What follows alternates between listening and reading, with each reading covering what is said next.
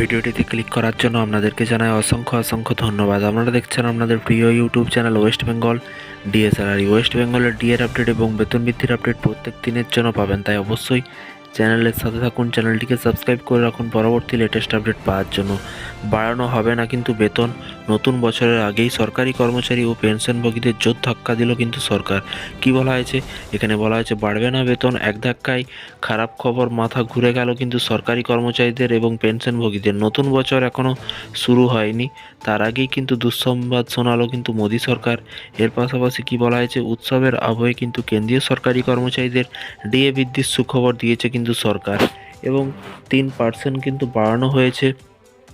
বর্তমানে 53% হারে মহার্ঘ ভাতা পাচ্ছে তারা, এবং এবার কিন্তু অষ্টম বেতন কমিশন নিয়ে কিন্তু সামনে আসছে বড় আপডেট। কি সামনে আসছে চলুন দেখে নেওয়া যাক। নয়া পে কমিশন কবে গঠিত হবে সেই নিয়ে বিগত কিছু সময় ধরে কিন্তু আলোচনা চলছিল। সেই আলোচনার পরে কিন্তু তবে সরকারের তরফ থেকে কিন্তু কোনো আনুষ্ঠানিক ঘোষণা করা হয়নি এখনও পর্যন্ত।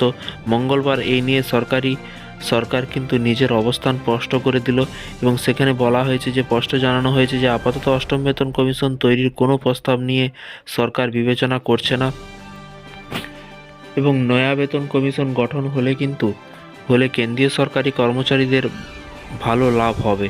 এর পাশাপাশি মূল বেতন, মহার্ঘ ভাতা এক ধাক্কায় অনেকখানি বৃদ্ধি পাবে বলে কিন্তু অনুমান করা হচ্ছে। এবং তবে এবার কেন্দ্র কিন্তু স্পষ্ট জানালো এই সংক্রান্ত কোনো প্রস্তাব আপাতত কিন্তু সরকারের বিবেচনায় নেই। তো ফ্রেন্ডস, এই ছিল আজকে একটি ছোট্ট আপডেট। এই ধরনের প্রতিদিন সরকারি কর্মচারীদের আপডেট পেতে চ্যানেলটিকে সাবস্ক্রাইব করে রাখুন পরবর্তী নতুন আপডেট পাওয়ার জন্য। ভালো থাকবেন, সুস্থ থাকবেন, এবং রাজ্য এবং কেন্দ্র বিভিন্ন রাজ্যের আপডেট পেতে চ্যানেলটিকে ফলো করতে ভুলবেন না। ভালো থাকুন, সুস্থ থাকবেন এবং নিজের খেয়াল রাখবেন। Thank you.